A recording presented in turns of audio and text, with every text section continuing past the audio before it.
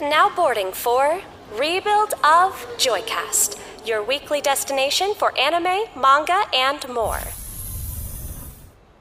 New year, new podcast.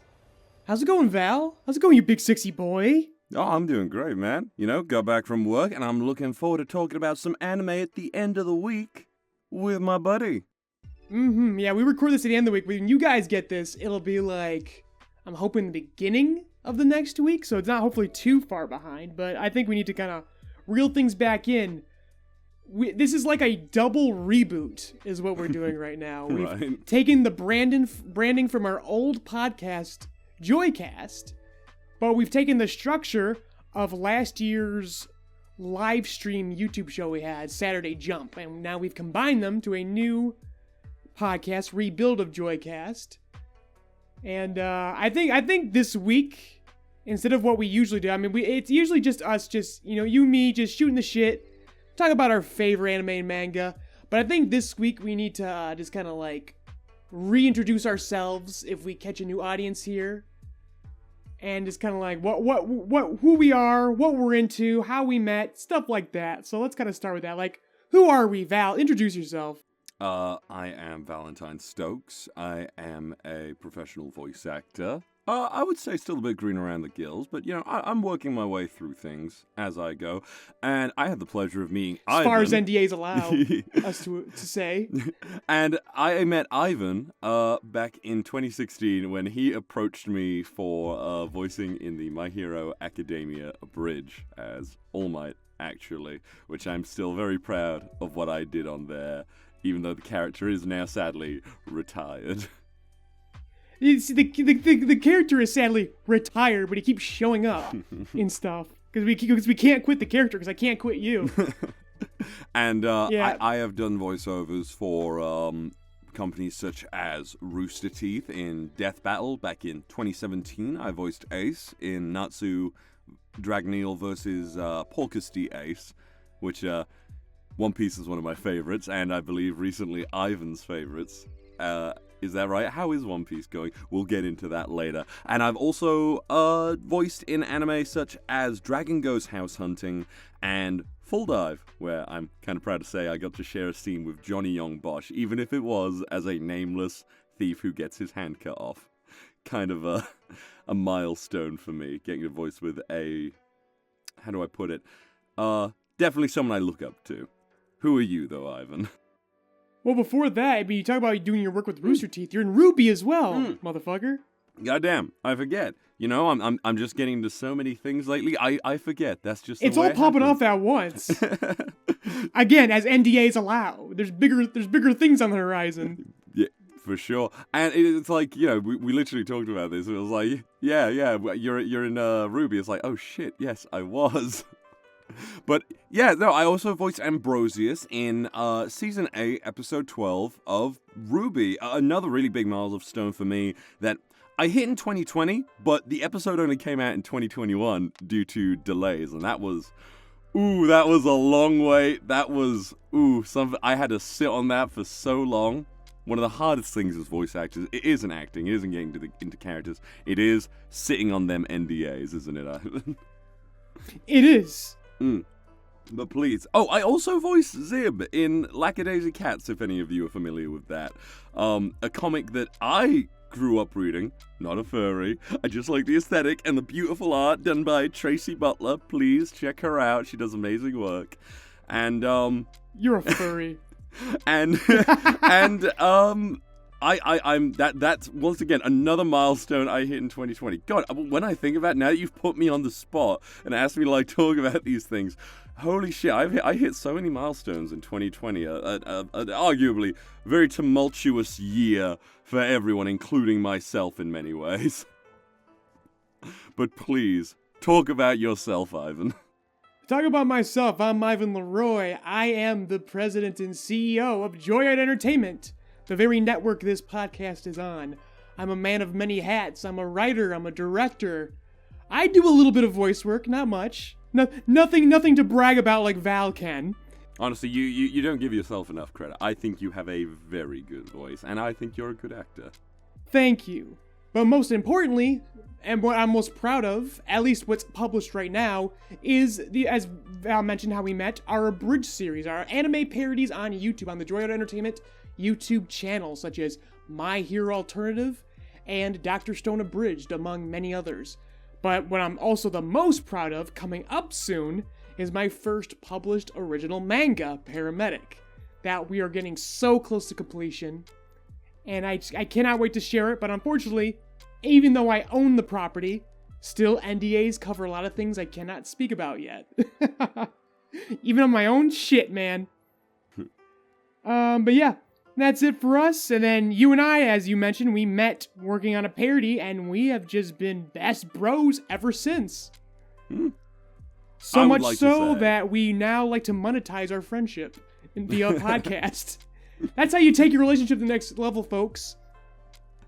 Damn right. I was gonna say, I still like to think about the fact of where I came from versus where I definitely feel like I'm going, steadily but surely. Exactly. So that's who we are. What do we like, Val? Like I said, like literally this podcast, well, it was briefly, it was like one episode of a podcast, the old JoyCast. Then it became a live show called Saturday Jump, where we discussed anime manga. This show is literally just our private conversations. You and I used to just meet for what I call tea time once a week, where we just sit and just talk for hours about just manga and anime. Because that's just what you and I love. What we were watching. Yeah. And it's so funny that now, since then, we are now actively involved in those industries. So it's like we were fans, now we were fans, appreciators, and now we contribute to the medium. So that's kind of like the niche, the hook of our show here, folks. We're not just fans and appreciators, we're also insiders. We are very young creatives who are literally breaking in as we speak. So we have some very interesting perspectives on the things that we love, because we're also a part of them. But yeah, like now, let's say we talk about who we are. What's the kind of anime and manga you like, Val? Ooh, I like, as you loaded know, question. You know very well. I like shonen, but I've definitely moved more into like the appreciating seinen, more mature, dark stories and whatnot recently. As you know, as in the previous podcast, we had a nice little thing that I really enjoyed, and we both did Manga Rochambeau, where we really got some insight into what each of us really enjoyed reading, essentially. And we even found some new favorites in those. I believe for you, it was, the name always eludes me. Can you remind me what it was? You read the whole Yokohama goddamn thing. Tadashi? Yes, Yokohama Tadashi. That's it. I believe that was a new favorite of yours that I recommended you. Yes, absolutely. Yeah, we should mention, if you guys are curious about what we're talking about, this thing called Sat Jump, head on over to our second YouTube channel, JoyRide Plus. We've archived every episode of Saturday Jump, where, as Val has talked about, that's kind of the prototype for this show, where we also had a lot of mini games within the show, like Manga Rochambeau, which I do believe at some point we gotta bring it back. We haven't done it yet because we established recently a Rochambeau truce, a manga truce, because me and Val are tired of warring with each other. And we just want to be friends again for a while and be at peace. But when it comes back, the blood will fly. He was kicking my ass, and I was just too good at it. It just ended up one side. He just kept on being him. No, I got my licks in. I got him to read Homunculus, another favorite of mine. Which, I know. At a certain point we both agreed it got weird. It did. Now talk about like actually your favorites. You like the dark. You and I have very contrasting tastes, and I love this. And that's why things like Rochambeau are so fucking great, because we can just, we introduce each other to things we would never otherwise look at, and we enjoy together. Yeah, for example, I still really like and intend to read when there's a little bit more, and I have just a little bit more time. The one with the little green hair girl, that really wholesome one. You like really wholesome. Yatsubato. That is one of my all-time favorites. I'll get into more detail about that, but I should mention, new chapter just dropped over the holidays, motherfuckers. You're not gonna believe it. They are hinting at, they are alluding, they are foreshadowing that Yatsuba is going to get a Christmas tree. This is a game breaker, folks. We are heading into the Christmas arc. Oh, it's gonna be intense. And I like things like Welcome to the NHK, or Gantz, I guess, is another favorite of mine, which I never got to give you on Manga Rochambeau, sadly. You'll get a chance someday soon. But yeah, but basically you like the pulpy stories. Is the best way to describe your taste. Yes, that is a good way. Chainsaw Man. I got you into Chainsaw Man, for example. Oh, I love Chainsaw Man.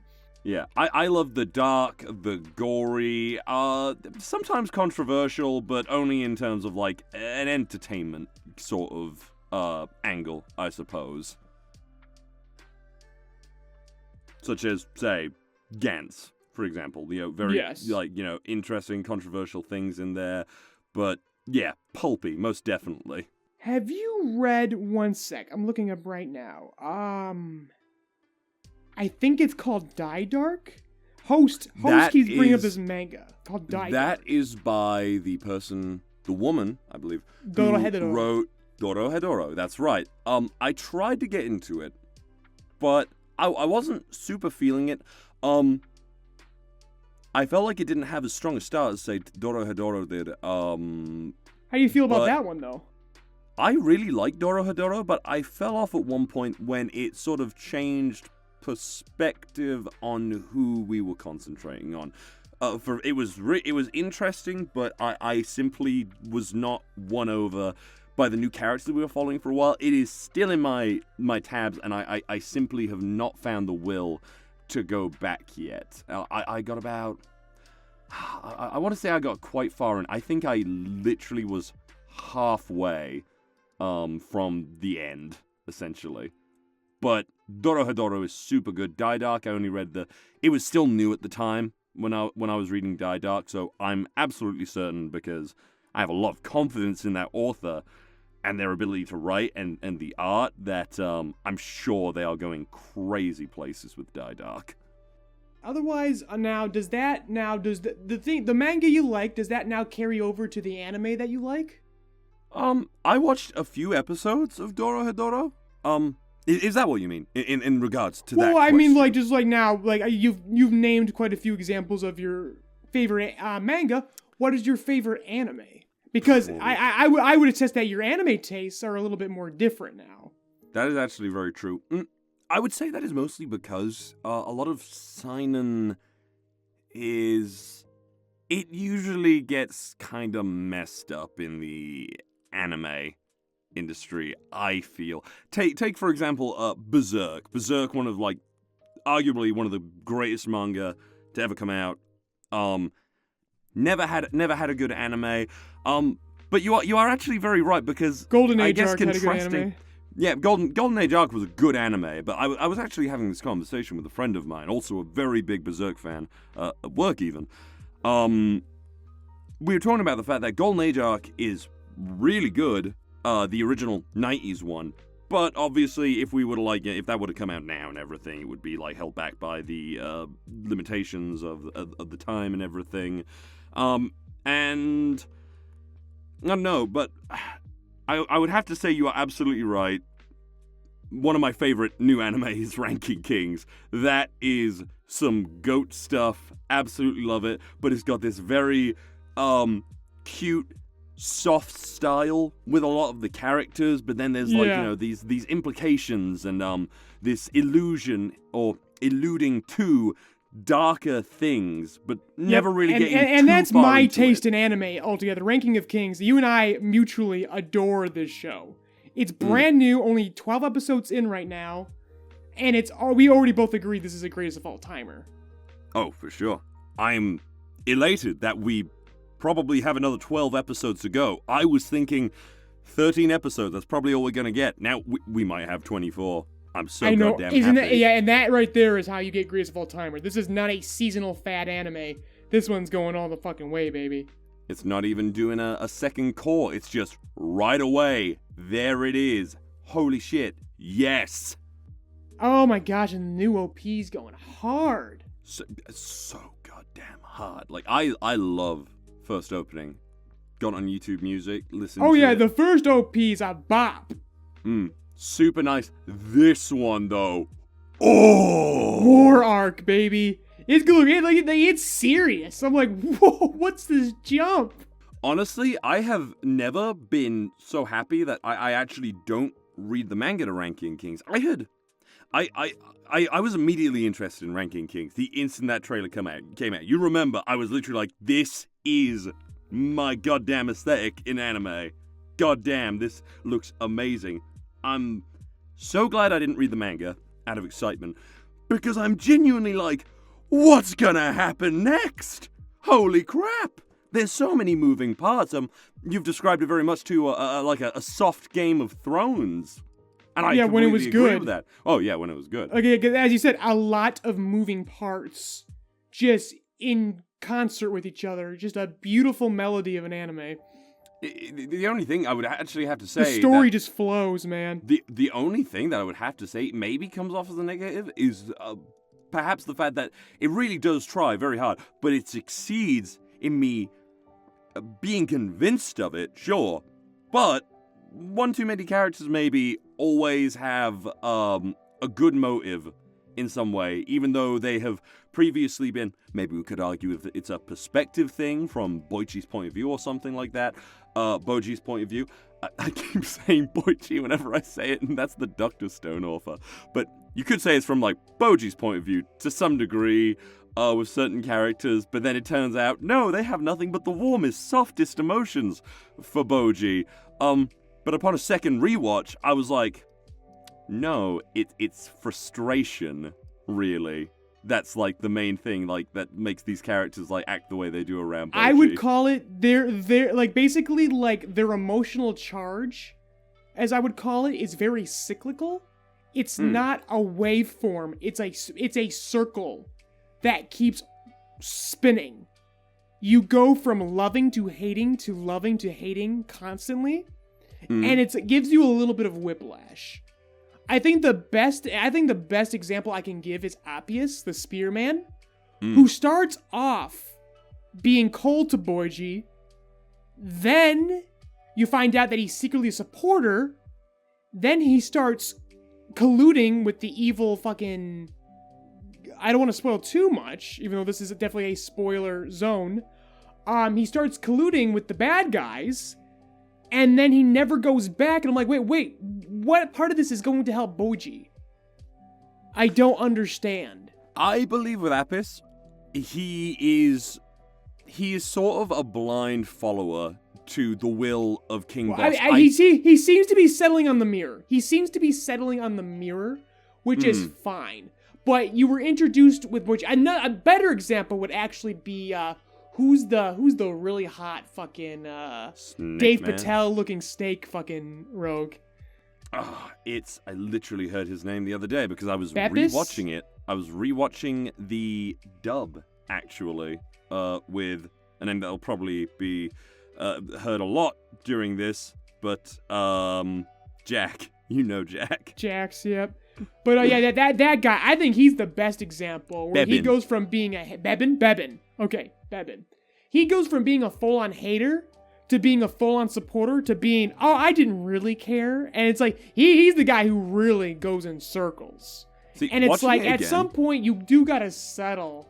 Or you gotta make good on your purpose. And I feel like there's only one character who's ever truly done this 210% satisfactory, and it's, who's the guy we said that you'd be perfect in playing? Boji's teacher in the underworld? I know. There's so many characters. I don't know why I'm blanking on these names, but there's so many characters. Despa's brother. Despa. I think he is Despa. Is it? He is Despa, yes. Yes, it is. Yes, Prince Despa. Prince Despa. He's amazing. Yeah. He never does a circle. He has the ebb and flow of a waveform. And he keeps his intentions pretty much the same since the beginning. He's motivated by money and vanity. I was literally thinking about this at work, and I was like, oh my god, Despa's my favorite. Yeah, he's my favorite too, because his motivations are very... Everyone else is like... has like a million fucking layers of motivations, which is great for the story, but 12 episodes in, we're getting a little bit frustrated that we haven't really settled in yet. Like, this is our only criticism for the show. Despa has always been Despa. He's always been very vain, he's always been very pompous, but he's also been very kind. He's never hidden his kindness. Never. He immediately meets Boji and goes, I don't know if I can help you, but I'm gonna do my best because you gave me money and because you're really cute. See, I like Bebin. Upon a rewatch, I like Bebin because Bebin's the one who stood out the first. Yes, exactly. Because although it was very clear that he does not have any love for Boji, he does not make any attempt to let his emotions or anything get in the way of his work. He still talks to Boji as if he is a prince. If there's one consistency with Bebin, he has his objective. He is professional as fuck. Yep. That so is I Bebin, like him basically. too. The one who confuses me and ticks me off the most is King Boss.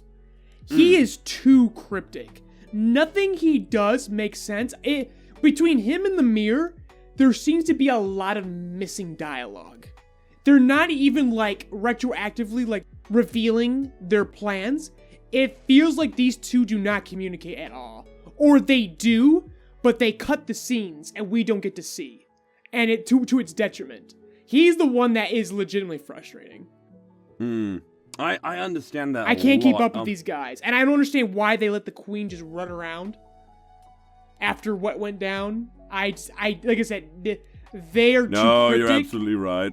They are too I cryptic. wonder that too. He literally planned a coup. The coup didn't work, and they went, oh, they don't even get his reaction to it. Life just moves on. And I'm like, we are missing a lot here. Like, I love the pacing of this series, but sometimes it's a little too tight.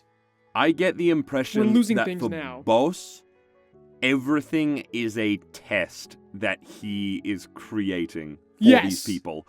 Yes. So it is a case of, if this doesn't work out, then if anything, wonderful. I have the right people behind me. It's like in the backstory of Bebin, where I believe he goes up against Bose or something, and Bose is initially interested by Bebin's kindness towards a certain formerly three-headed snake, but it only has two heads now, and he just swats him away like a fly, and then he's like, this guy didn't die. Yeah, you're gonna be a captain.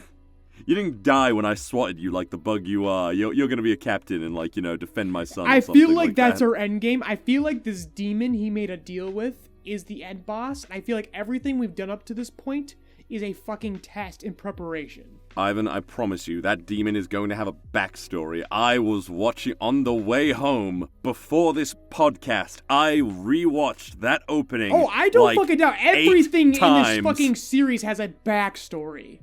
That's why it's so fucking good. And also frustrating. Because I was thinking about this. And you as, you're very familiar with writing. You're good at writing. And you know all the stuff. Is having so many flashbacks a good thing? Would I you get frustrated. write a story with this many flashbacks? Flashbacks are important. It's because you don't want to reveal too much too soon. I think I think if there's one story that's currently running in our modern entertainment fucking cycle, I think One Piece does flashbacks the best. Across all media. I admittedly do get excited for a good One Piece flashback. Flashbacks are context. That's what they are. When a character's being a dick, and you don't want them to soften up too soon, and you're like, but your audience, because the audience is soft. The mainstream audiences are soft. They have a very low threshold for characters who are a little too harsh. You'll notice in One Piece specifically, the harshest characters get the best flashbacks. They really do. Senior Pink? I'm gonna say, Traflaw. Most notably. Fair. Yeah, no, yeah. Yeah, so you don't want to soften up that character too soon. So how do you do it without betraying their characterization, their present characterization? You show their past. What made them the way they are today? it is important. But at some point, when your entire series is flashbacks, your main plot suddenly becomes the in media res. And I do not like in media res. In media res is when you reveal things too soon. It's more like you're showing the future. And the purpose, and when media res is done right, it's used as dramatic irony. The audience knows something that the characters, when we finally go back to the present, do not know. But if you don't do in medias res right, then you take away the stakes. What I'm fearing of Osama ranking is the fact that there are so many flashbacks. The flashbacks are starting to look like the present, and the present we are supposed to be invested in is looking like that future, where it's like I'm losing the stakes right now. Like, for example, the snake. I would feel more bad for the snake if I didn't realize the snake already survived. Of course. Yeah, it's very... This story really treads a line. But I think so far it's doing just fine. Agreed. Again, because of the fact that we talk about it this way, and I think this was a good primer, guys. This is the show that we fucking adore. And look how much holes we just poked into it. Now imagine how we talk about your average favorite, like My Hero Academia. So that's a major thing about this podcast. We talk about My Hero Academia weekly, is what we do. And we like to tear it apart, because we love it. But we see a lot of problems with it. Unlike Osama ranking, My Hero Academia is far from perfect. But I want to just put a pin in that, because I do want to get back on track of our favorite manga and anime. I think this is a good segue for me. Where you start with your manga and your anime, I'm going to go from my anime to my manga. My anime is very similar to your taste. I like the cute, colorful, well-animated. I like Squash and Stretch. I like Mob Psycho 100. I like Ranking of Kings. Odd Taxi. Kaguya-sama Love is War. But then we want to get even further, deeper in my dives. I like the 97 Berserk. I like Violet Evergarden. I like Neon Genesis Evangelion and the rebuilds. One of my all-time favorites is Hajime no Ippo the Fighting. The list goes on with me. But more importantly, segueing into my favorite manga, I am utterly shonen trash. I love shonen. I love to read it. I love to fantasize about it. I like to write it. And I like to criticize it a lot. Hence this podcast's more dubious ambitions. But going into the manga, besides shonen, I also really like slice of life. Val likes pulpy, violent, darker stories. He likes that adrenaline rush there. I need stories to relax to. My second favorite of all time is Yatsubato, which is, if you don't know, you should know. Yatsubato is like the most beloved slice of life manga ever created. It's so charming and funny. People who are learning to read and write Japanese always pick this manga as almost like homework to teach them. It's just, this thing is beloved in so many respects. I think it's perfect. I think it has as I made a joke about the Christmas arc earlier, Yatsubato, even though it's a very chill slice of life manga, it has the pacing and the structure of a shonen secretly, to the extent that it makes jokes about it, and I love that. All my other favorites, I love Chainsaw Man, even though I don't like the pulpy. If you do it right, I will adore it. Chainsaw Man is great. I like Golden Kamuy. I love Vinland Saga, that's more of a seinen, more than a shonen. I love Spy X Family, Dr. Stone. But my all-time favorite, and it definitely gets into a group of favorites, I love the works of Naoki Urasawa. Most notably Pluto, which is a dark reimagining of Astro Boy. That's told through... That was another one I showed you. Yeah, exactly. Through the conceit of a murder mystery. And the framing, the structure of one. That is my all-time favorite. By a long shot, by miles. That one story there does everything that I like in a story. Even though it's a little bit darker than my usual tastes, it's just so freaking good. Funnily enough, I actually very recently started 20th Century Boys, and I will definitely get back to you on how that is. I have only read the first quarter of 21st Century Boys, and I need to finish it because I was 21st Century Boys? 21st. Whatever the original is. Maybe it's 20th. Yes. The original is, I believe 21st Centuries is actually... The sequel? A sequel, yeah. Okay, so it's 20th Century then. Whichever is the first one, I got a quarter of the way through, wasn't raptured, but I got really busy, and I lost. I fell off. And I really need to get back on there. But what are we currently reading, Val? Besides My Hero Academia, obviously we're also reading Vigilantes. More on that later in the show. I'm reading actively Dr. Stone and Blue Period. Otherwise, my favorites, as I talked about on Saturday Jump, they canceled Boys Run the Riots and Red Hood Hunters Guild. And I bemoaned that. Please watch those episodes of Sad Jump if you're wanting a good feel of what this show is about. Where it's me screaming at Shonen Jump about them canceling the shit that's actually good. What are you currently reading right now, Valley? Actively currently reading? I am actively currently reading One Piece, as I have been for like freaking years. Same. I'm same. I should have mentioned that too. One Piece, of course. Yeah. Me and Val are both in the agreement that One Piece is, across mediums, not even anime manga, it's the greatest story ever told in this century. It may not be the greatest manga, it may not be the best anime, it's definitely not the best anime, it's an okay anime, but it's a great manga. But, most importantly, it is the greatest story of the century. Maybe all time, we shall see. Humanity needs to end at some point, and then we can judge that. We'll still be here to judge I am currently, though, reading One Piece, My Hero Academia, as I have also been doing since it initially came out. I was one of those guys who, like, Naruto ended, My Hero came out, and I was like, yo, this is goat shit. This is gonna be goat shit. Greatest of all time. And in recent years, yes, it has disappointed me. And now it's kind of like goat shit, but it's tasty goat shit. It's buttery. We call My Hero Academia the popcorn manga. It's popcorn entertainment. It's not. We wish it would challenge the reader, but it doesn't. And I feel like Horikoshi wants to, but his editors in Shonen Jump just get in the way.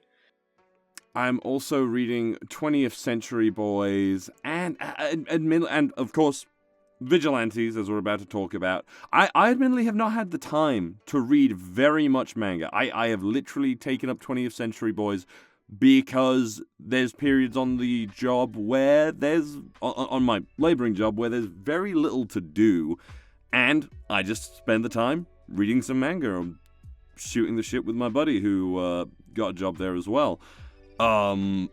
So that's what I'm reading right now, but I do very much intend to read Jujutsu Kaisen, Chainsaw Man, when it starts back up again this year. Oh my god, we are going to watch the hell. Yeah, audience, get ready because we are going to be digging into Chainsaw Man when that anime comes out. We both read it. I've reread like the last half of it recently. Oh gosh. Oh, it's so good.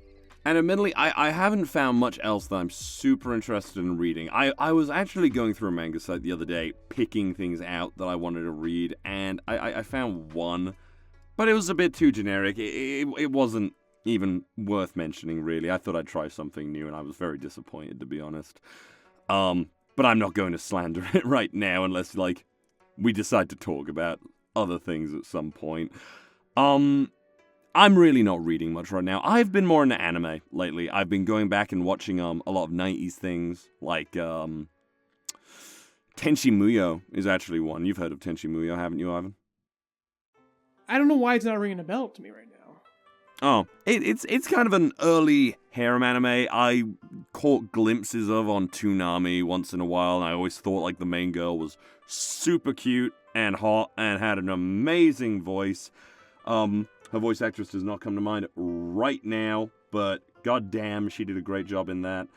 And and I really enjoyed it. But sadly, it's an OVA that has carried on for years and years and years, and the episodes can be like 40 minutes to an hour long, and some of them are really mid. Really, really mid. And as it turns out, I only needed to watch like the first 6 episodes, so I'm okay with that, and I stopped there.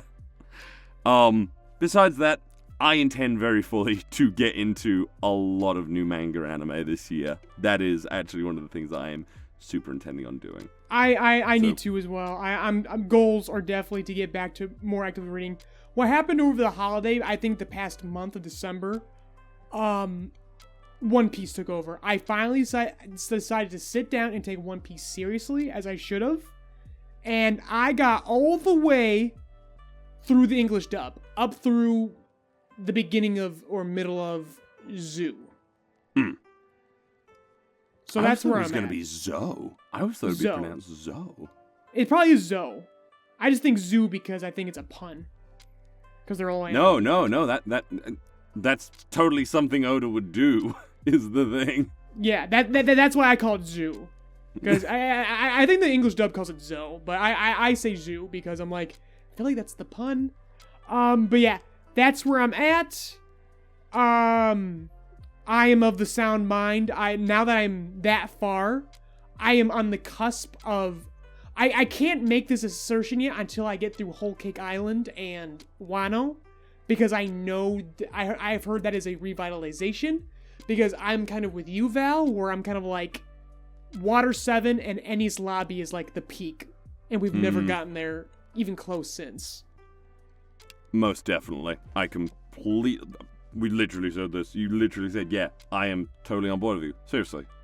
I'm so happy. I take it all the way to Marine. Me personally, I include all the way through Marineford. I think Water 7 through Marineford is peak. But objectively, I agree when people say Enies Lobby is the height of the series. And now it feels like there's been some meandering since. Then again, I am watching the anime where the pacing since Enies Lobby really everyone warned me it gets bad, but I didn't listen. But man, it gets really bad. Those 5-minute recaps treating you well? I skipped those. But I know what you mean when there's only like 10 minutes, if even that, of new content. Like, I'm watching... The things that pissed me off about the Endeavor Agency arc in Season 5 of My Hero Academia is on full-on display here in One Piece's anime, where there's like not even 10 minutes of new content, and it's embarrassing. Yeah, no, Toei very, very much dropped the ball on One Piece, I feel, after a certain point. It's one of the reasons why... Even during its height, honestly... The One Piece anime has always been, I don't want to say mid, it's good, it's okay, by virtue of its the soundtrack is iconic, the voice acting is iconic, but those action scenes, I know people have been like sakugaing the hell out of the Wano arc on Twitter, they have, but really, is there a piece of animation in the original run of One Piece, the peak, let's say, that's actually impressive, even for its time? Not really. Luffy punching the celestial dragon Charlos. Yeah, everyone brings that. Yeah, okay, everyone brings this one up, which I go... I hate to say, but My Hero Academia did way better. I know those are different times. No, most definitely. But we have very much perfected that technology. Let's not give One Piece... So let's not give My Hero Academia too much credit. One Punch Man perfected that shot. True. That type of shot, the sketchy line shot punch. The crocodile fight. Yeah, crocodile fight was pretty based. Very. But yeah, but holistically, considering how many episodes they are, even if stretched thin, One Piece's animation is not very impressive. Now the manga art, it looks good in still frames. Like, I would describe One Piece, like, its anime and manga holistically the way I would describe Megalobox. Where people are like, oh my god, it looks so good. I'm like, it looks so good as a screensaver. Like, individual frames look good, but in motion, it's kind of mid.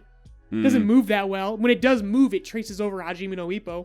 That was very much one of the things Poorly. that turned me off of Megalobox, because you and I were really excited for that when it came out in. I love. By the way, I 2018? love season 2. I love season. Have you watched season 2? I have not. Watch season 2. Much better story. Season 1 is just exists by virtue of its art style. People go, oh my god, it looks so good. I'm like, no, it doesn't. I mean, it looks so good. It doesn't move too good. It's not animated very well. It's no Hajime no Ippo. And the story is literally, I'm a lone dog. See that dog on the street? That's a metaphor for me. I'm a dead dog on the street. And then the whole crux of the fights is Joe gets the shit beat out of him, and he goes, "Hey Joe, you're getting the shit kicked out." He smiles, and then he wins. And it's like, God, Hajime no Ippo was just so ahead of its time. Where it's like, oh my god, put a fucking nerd in the boxing ring and watch him just fucking math his way to victory. I love that. Ivan, I might very well, you'll be happy to hear this, I might very well start a rewatch of Hajime no Ippo, or read the manga take me along with you, baby. Read the manga from the beginning. Now, read the manga from the beginning. I've tried that. Nah, it's tough. I can barely keep up with the manga now. I can imagine. That's what I was thinking. I was thinking about spoilers. it real Want to know what's hard. happening in the manga right now? Just want to guess. No, just guess what's happening in the Ippo manga right now. We've had this conversation before. Several times. I think I heard a while ago, the last thing that you mentioned, I think, even though he shouldn't be, even though he's retired, he's added some upward motion to the Dempsey role. I think that was the last thing you mentioned to me. So here's how, like, the past, like, 5, maybe 6 years now. Wait, let me just say, going. has Takamura's eye done anything yet? See, it's funny that you mentioned that. So it's cyclical with Ippo. It's Takamura gets in a fight. He gets a championship belt. I think he's got like 20 of them now. What? Even though the goal was to get 6. He gets a belt. People mention his eye. Is his right eye blind? I gotta check. No, it seems fine. Then they all look at Ippo, and Takamura goes to Ippo and goes, "Are you gonna fucking unretire yet, Ippo?" "Nah, I'm happy. I'm happy being retired." And he proceeds to train and wear weights and do better, and everyone looks at Ippo And and goes, not "Oh, really he's be still got- happy? He might be even better than he is now. Then Takamura gets into a championship belt fight. They talk about his eye. Everyone looks at Ippo. "Nah, I'm good. I think Ippo might be even better than he is now." Takamura gets in a fight. People talk about his eye. "Hey, Ippo, wanna get back to fight?" "Nah, I'm good. Man, I think he might be better than before." Then Takamura gets into another fight. And about 10 times in between, the coach, dies. Except he doesn't. He just gets really sick, and and they talk about he's at the end of his life. But it's been like 10 years, and he's still alive, and he's still coaching. I hear... Oh, and then Takamura gets another fight, a championship fight, and then Ippo still got it, somehow. That's Hajime no Ippo right now. It's infuriating. I am under the impression that George Morikawa, the motherfucking man, refuses to end this series until One Piece ends first. I think he's playing chicken right now. I think he's being petty. I think he's being freaking petty right now. He wants the distinction of the world's longest running manga. He's close. Neither of them have it. It's something else. I forgot what it is. It's a really old story, but they are getting very... it's the one about the policeman. Yeah. Isn't it? The one about the policeman? But both who's, like, always Oda and getting up Morikawa are getting very close to the longest running all time. And I feel like Morikawa will keep spinning his wheels until Oda blinks first. Whereas Oda doesn't give a crap. Oda has lived the dream. Oda's been writing the same story. Oda's writing his... Is One Piece the first serialization he ever got? Like, literally, like, his previous works were just the pilot from One Piece. No, he did other things. For example, you know Thriller Bark? You know the samurai in Thriller Bark that Zoro got the cool sword off of? Yeah. He had a one-shot. He's actually a character from an old Oda one-shot. He is the man. Yeah, but again, I think those were One Piece pilots. They weren't. It wasn't. It was a different story, but I could have sworn he did a Western and he did a samurai one. and they were literally the One Piece characters were literally in it. He also basically made Death Note. He also basically made Death Note before Death Note. Okay, so that's the one I missed then. Because I could have sworn that One Piece was his first serialization. Like, he just got it right he didn't get it right the first time, but like the first serialization, he got it right. It's definitely maybe his first series. You are probably right. Because he was young. He was young when One Piece started. He was like early 20s. I believe One Piece was a bit of He was right in there. I believe it was indeed very much a, you want to get into it? And then that was just the first one that he actually got into a series. He made Wanted, God's Present for the Future, Ikiyako. Wanted is definitely the One Piece pilot. Monsters, which I believe is where the samurai came from. And then he made the 2 versions. He made 2 pilots of Romance Dawn, which is One Piece. And there we go. There it is. But I know Wanted was the progenitor, and then Romance Dawn was the pilot. There we go. We're getting it now. That's right. But okay. So you got a few more one shots than I thought on his belt, but still. But in terms of series, he got it right in the first series. I do believe like it's quite funny as well. Oda has like said before that he intended to become a mangaka because he didn't think it would be that much work. And that's what I love about the guy. Yeah, and it's like he's like simultaneously like, this is the greatest thing that like I have ever done and will ever do, but at the same time I'm so goddamn tired, but I can't stop. Like, he loves what he does, but he does. I wonder. You wouldn't make it that far as he has. I lay awake at night some days. Ivan. I wonder, when he's done with One Piece, will he like keep on doing stuff, or is he just like, I squeezed every drop of my soul into this. I'm done. I've made my money. I'm afraid he's gonna freaking die. I'm afraid like he's gonna like have withdrawal. Like, he's gonna quit, and after a month, his health is gonna like decline because he's just not in it anymore. Like, his body got used to a certain like cycle. Mm-hmm. That shit legitimately scares me. Oh, no, I know. I am like not even joking. I am afraid that Oda's going to die when One Piece is done. Let me kill the frontman for Motorhead. Do you know Motorhead? Very famous band, heavy metal. Well, I know the band Motorhead, but not in any other grave detail, no. Yeah, big English band. He died in 2015, but he was actually told by doctors, I believe he took speed. Maybe cocaine. He's a rock star. He was probably on everything. Who knows? And his doctor advised him not to stop taking speed, otherwise it would very well kill him.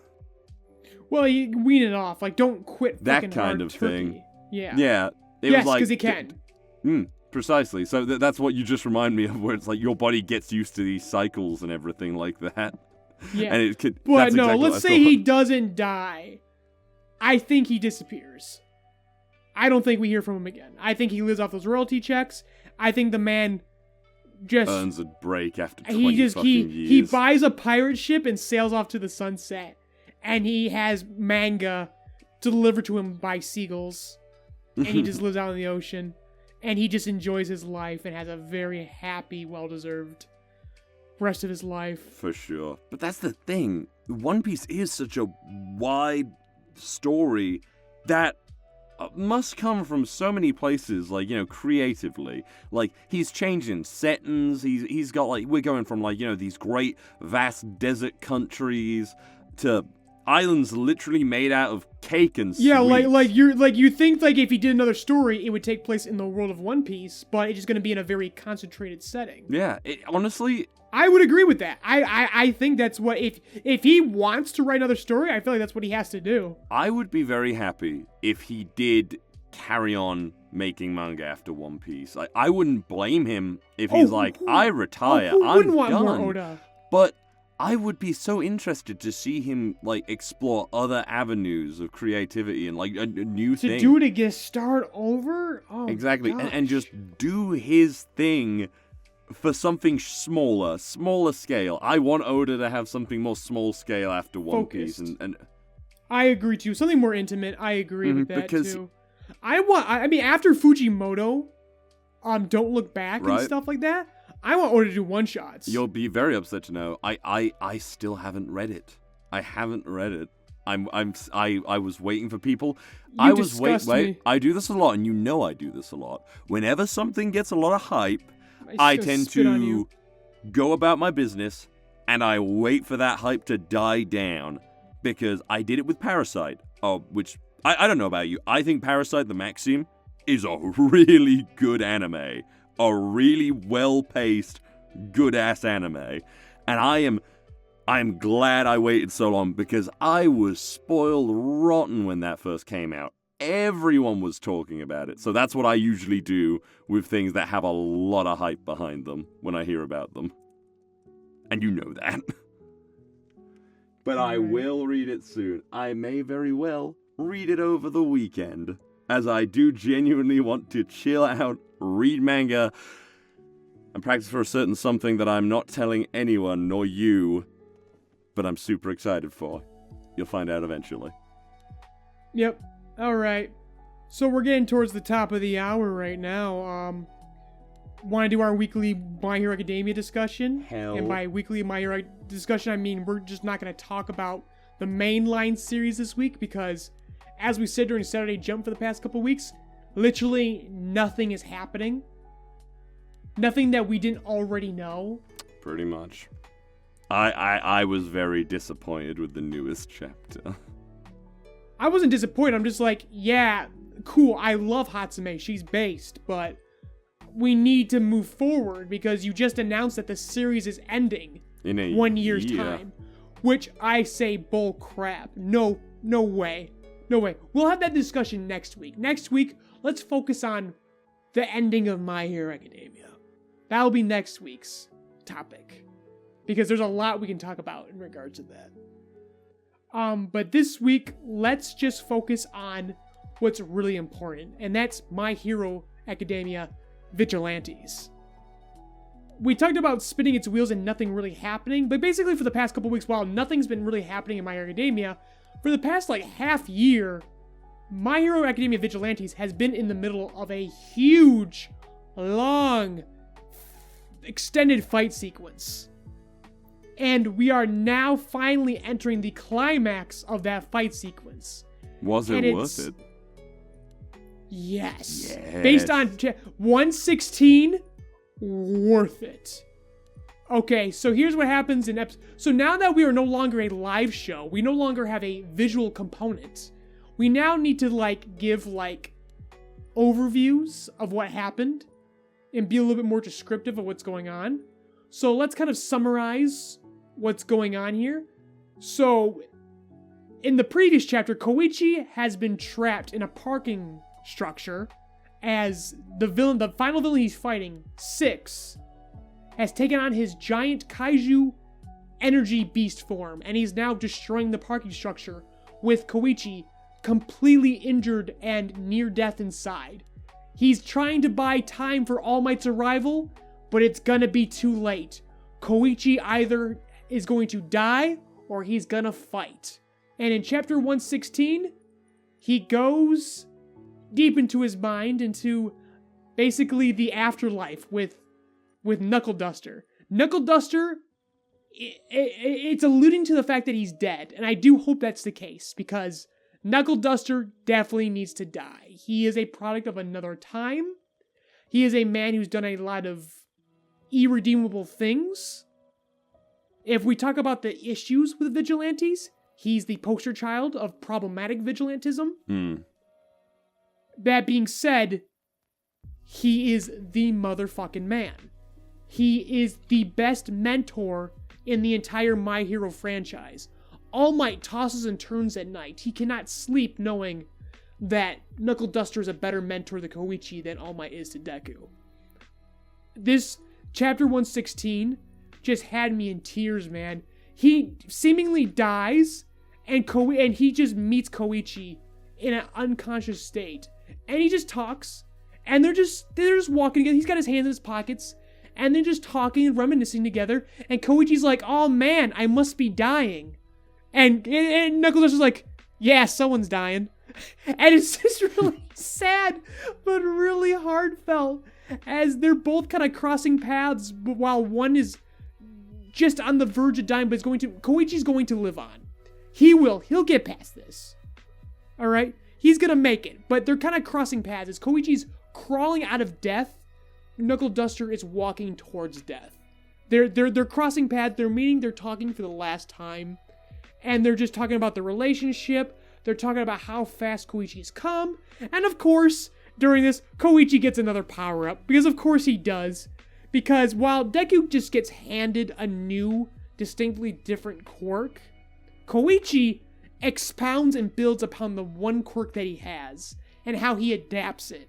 And he seems to have unlocked a way to move his completely broken pattern. Apparently all his bones are broken, but he can use his repulsion to now lift his body up.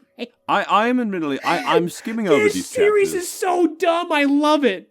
It's dumb in the best ways. I'm skimming over these chapters as you speak, and I just want to say, if you look at page 14 to 15, holy shit, why is Knuckle Duster's face, why is his smile so goddamn so warm. Nice? Again, it's genuine. Remember I talked about, like, in the making of My Hero Academia, or My Hero Alternative, My Hero Abridged, or My Alternative, I talked about how I saw the manga and the anime first, like the images of All Might first, and decided his characterization based on that. That smile is so fake. And we know it is. We learn in the series, later in the series, that it's true. All Might is a generally nice, charismatic guy. But that smile hides a lot. It's a marketing smile. It holds a society apart. He has to smile. Knuckle Duster doesn't have to smile, but Knuckle Duster smiles. And he's got the creepiest fucking smile in this series. He is a parody of All Might. He is a criticism of All Might. And this moment here is the final nail in All Might's coffin, where we get the first time Knuckle Duster smiles, and it's not creepy. It's very warm. It's very fatherly. Malicious. It's beautiful. And even look at Koichi. Koichi has such a wonderful design. That face too. There's a very distinct. We've had our criticisms of the style of the series. It's only because of the fact that we're more accustomed to Horikoshi style, so this feels a little off. But once you kind of adjust to it, you kind of really love how soft it is. I actually must say the evolution of this style from the first chapters, where I, like you, as you've just said, we obviously had to get used to more a lack of it's more Horikoshi's cartoony. designs. But the evolution and the improvements on this art have been leaps and freaking bounds, honestly. It has gotten better. I've been combing through the old chapters and going here. It has really improved. It has come of its own. It lacked distinction to start, and now you tell me I know this artistic style now. I'm like, oh, that's the Vigilantes guy. I hope I want this artist, because it's a different writer. And the writer. It's an artist and writer team. Give these two their own series on Jump Plus. Screw the main magazine, because the main magazine gives us Dolaran, and I hate that. Give these guys a Jump Plus serialization right now. They earned it, all right? Oh my gosh. No, they have. They really have. It, like I said, it's some really great entertainment. The art is really popping, and like you said, like his face, his design, really lends to these silly expressions, like on 16 to 17, where as Knuckle Duster is 16, speaking 17, to him, he gives that creepy smile again. But even this one is still very warm, though, because now he's like, let's go pound some villains, and it's great. But Koichi's face is how our face initially was when we first meet him, though. Going forward, these guys will take the stage, 'cause man, does it feel good to pound some villains. The face, and Koichi's expressions, oh my god, I think this is one of the best panels in the entire series. Man, I'm gonna make this like, I've got that new fucking Samsung Flip Z. This is a wallpaper, ain't it, man? Yeah, no. On the front, you can change. There's a front screen, you see, that I adore, that I can just click without opening the phone or anything like that, and I can get the time, I can get notifications and all that. I can even have GIFs as my background on it, on the clock. This is going to be a clock background that I'm going to, put in the 15 other clock backgrounds that appear whenever I turn on the phone. Yep. Oh, but no, I'm looking at this frame right now. Hey guys, this is available on Jump Plus right now, or Viz.com. Although I think when these on YouTube, this will be up to date, because this will arrive on YouTube on Monday, but I think we're actually going to be I think we're going to be kind of archive. We're going to be grouping up, saving a few episodes before we go on the podcasting platforms. Mm-hmm. So in that case, buy this. Guys, you should be buying this series. This is one for your collection. I actually intend. You gotta. I'm too. The covers are awesome on the volumes. I was collecting My Hero Academia for a few years as it was coming out, and I stopped around volume, I want to say 20. It was when the Overhaul arc was coming out, maybe earlier than 20. We've talked about this. You feel very ambivalent towards the main My Hero Academia series lately, and I feel somewhat the same way. I still adore. I need to be. I need to be clear. I love it. I love it. I love it. But it can be frustrating because I love it so much and I want it to be better, and I don't believe. I guess just because how I know about the writing and editing process, I feel like Horikoshi is stifled a lot, and it frustrates me. I think you and I both believe that the people who actually love things the most are the most critical of them. Yes. For sure. But I actually fully intend on buying My Hero Vigilantes, even if I don't have the mainline series. Yeah, I want to collect it too. My issue with the volumes of My Hero Academia, as I mentioned during my obituary for Boys Run the Riot, is My Hero Academia's localization is a joke.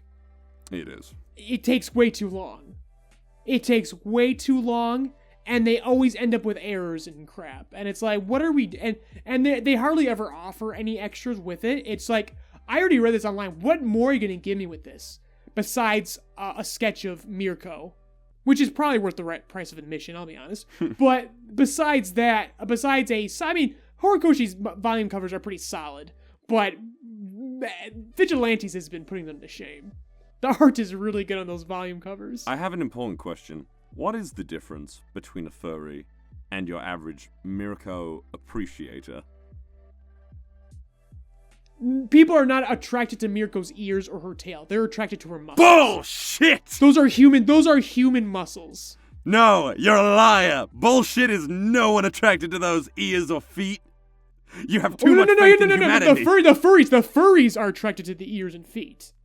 You asked me about the difference between furries. I did. And You're normal not wrong. And I'm telling you right now, as someone who is not a furry, I'm attracted to that freaking dark-skinned angel, all right? She is beautiful, she is strong, and she is tall, and she is dark, and I love her, all right? That is what we love, and she's got my favorite trope, the red eyes. That is me. The ears, I barely even notice the ears and the feet. Red eyes are super cool. Just at the mention of red eyes, I'm hoping in the anime, because the war arc's happening next. It's coming out this year, isn't it? The war arc, the anime? Yeah. Fall this year. Fall this year. I hope. Now that you've mentioned red eyes, I've always loved. It's that effect on the eyes where, it traces their eyes as they move. It happens to Fura Bradley. It happens with my favorite monster of Monster Hunter. I think it's also yours, the Naga Cougar. You remember that one? The leopard with, the beak? Oh, and Monster Hunter, yeah. Yeah, that's my favorite. We need to get back to that. We need to get back to that game sometime. But yeah, I'm actually... it's too late. I deleted it. I deleted it the day before they announced the new summer expansion. And I'm like, come on. I'm not buying it. Sorry. Aw. But I'm already hoping that when she does appear in the anime and everything, they totally have to do that effect with her. They gotta do her justice. They need to do her justice because she That's her does moment. actually have one of the best, fights. Yeah, and before we move on the Mirko discussion, because I know some people are going to get mad about how I just described Mirko. Because someone will find some fault, even though I meant it very lovingly. I do love those qualities. She is dark-skinned, yeah. Yeah, and I love it. But I know that just by saying that, that's going to piss someone off. My biggest crush in the series is Endeavor. So checkmate, flat earthers. I am even and if any one character in this series is my type, it's Endeavor. So get checkmate. I'm down. Back on the topic of vigilantes. So go back to the part where we kind of derailed on him unlocking a new power. He unlocks Crawler Knuckle style, where he gets his repulsors become brass knuckles. Well, they're light knuckles now. And it's for an amazing punch. And they look badass. It actually looks so freaking cool. The way they gleam the stars across his knuckles as he emerges from the aftermath of the destruction of the car park he's in looks really freaking good. I mean the knuckle style is a great panel. Another great panel. All time great. So then the issue that literally just came out today, 117, now they do that thing. The one thing I criticize this series for is they really stretch and prolong things. Like the fact that now he just had that moment with Knuckle Duster, and immediately Knuckle Duster keeps talking to him. Mm-hmm. And I'm like, no, we had the moment. Stop. Now you're diluting. You're diluting the moment now. I knew you were going there. I didn't say anything because of that. Now you're diluting it. Stop. It's funny, though. I have to say, that being said, I do like this. I think this is very fun. I had a big old smirk on my... I can't say I hate it. I had a big smirk on my face. Especially when Pop shows up as well. And Pop goes, Koichi, murder is wrong. And Koichi goes, but I love you, Pop. And she goes, okay, just a little bit of murder as a treat, Koichi. My beloved. Also, she might be dying, too. She won't die. It's a shonen. They're not going to kill the love interest. I'll be honest with you.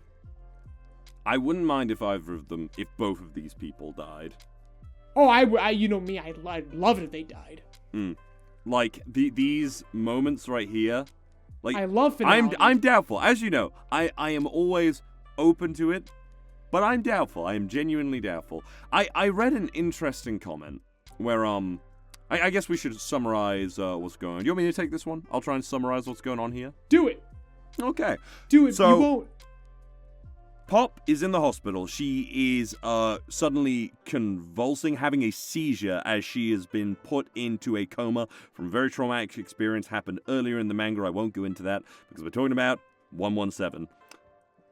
As this happens, Koichi is empowered with Knuckle Style, as number 6 is madly trying to crush him. And Koichi isn't, like, suddenly a badass all of a sudden. No, he's Koichi. He's not suddenly like, oh, I got this power. He's like, oh my god, I'm about to get crushed, as he is slipping and sliding, dashing away as best he can, holding his broken bones together with his power.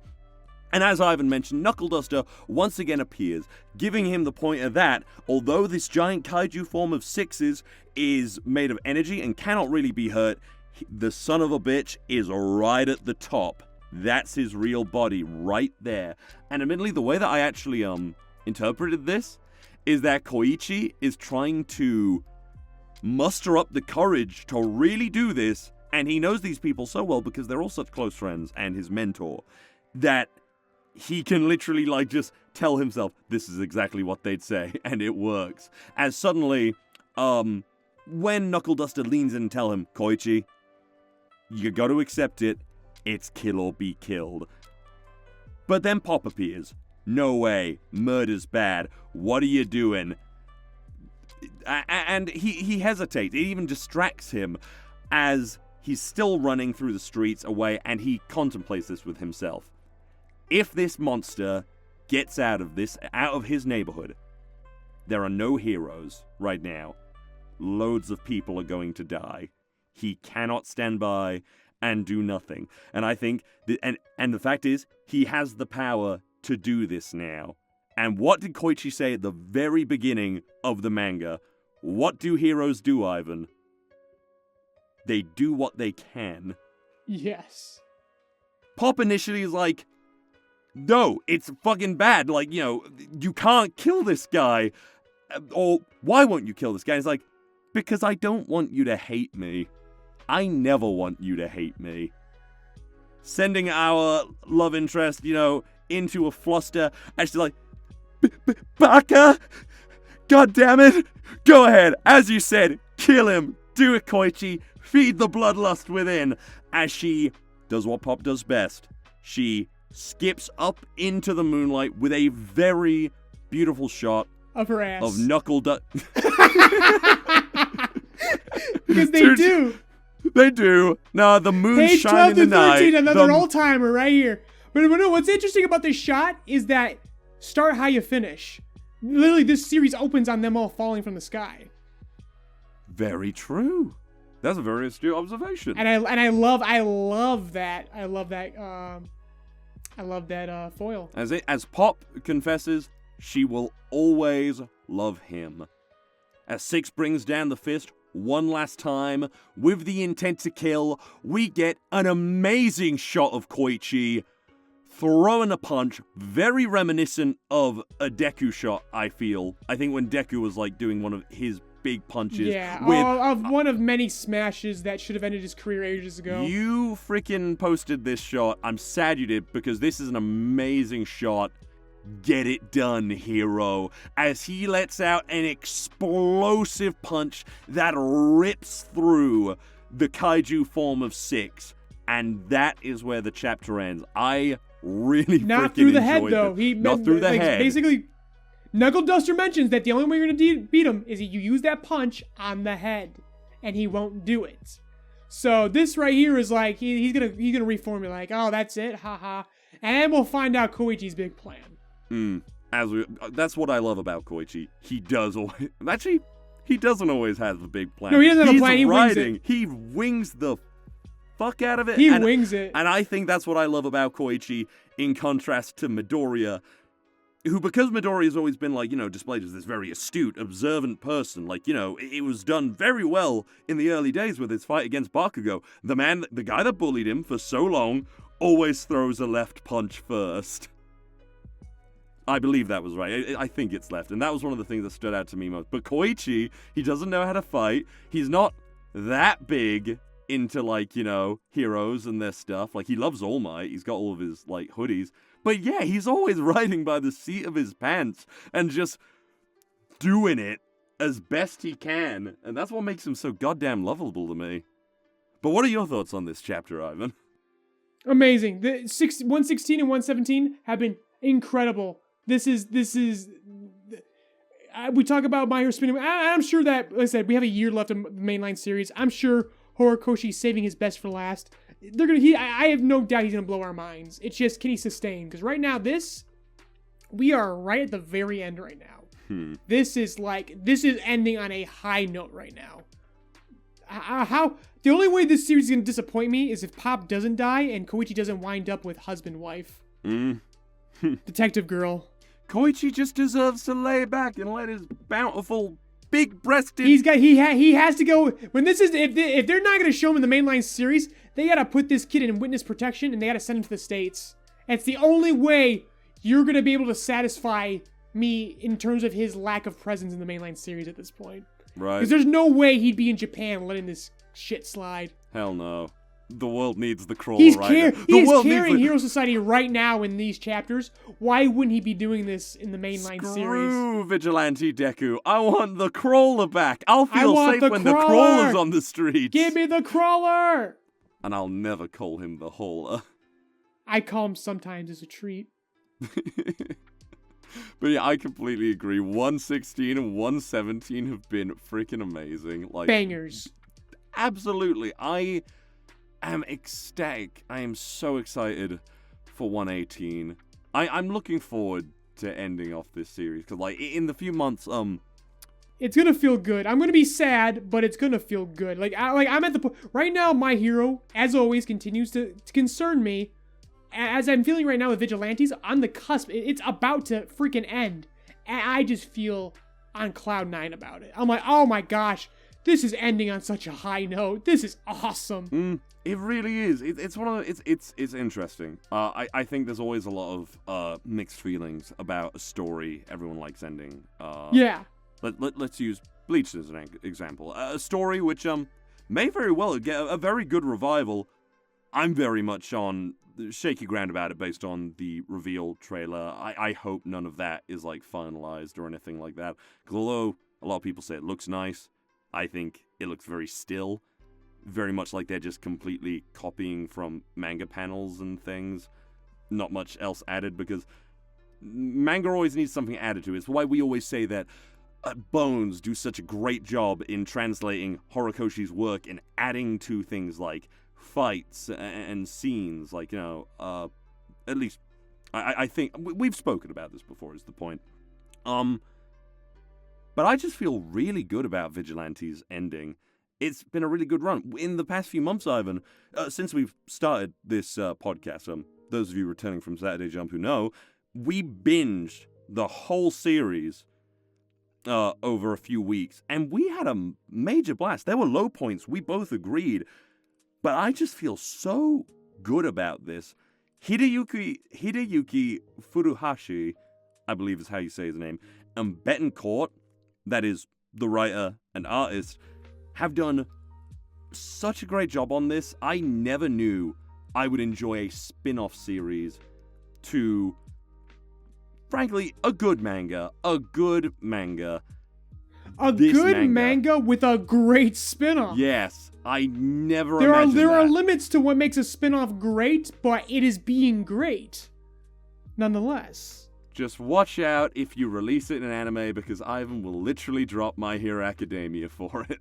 I will drop My Hero Academia Abridged in a heartbeat to do Vigilantes. I know you would. And I would get on my knees and do a lot of begging if I could get into that dub. This is the rules that Sam operates on. Sam calls dibs, and I have to give him roles. So, like, if you want to call dibs on someone right now, do it. No, I mean an official dub. I would get on my knees to be in an official dub of Vigilantes. Oh yeah, screw the abridging. Go to the big boy game. I don't even know who I'd be. I would want to be the Flying Man. His name eludes me right now, like many names do. What, Captain Celebrity? I would want to be Captain Celebrity. That's who I Oh, want to be. hell yeah! Captain Celebrity based, dude. Captain Celebrity is so goddamn based. Fuck, I love him and his tiny wife. Oh, his tiny boss wife. His girl boss wife. So good. And he just wants to make happy, but he's too much of an idiot to do it right. Genuinely one of the most touching and biggest highlights of the goddamn series for me, Captain Celebrity. I love the fact that he chose her because he's like, I gotta make, my life's mission is to make this woman smile. God damn it, he brought me around. That's a One Piece flashback right there. Let's bring this podcast full circle. That's a One Piece. I want to talk about how you recontextualize a character without changing their personality mid-game.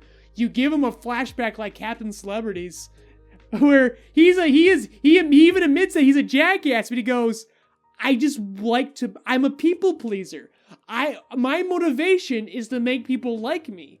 And this is the only person in my life who makes me work harder to be to be liked by this woman.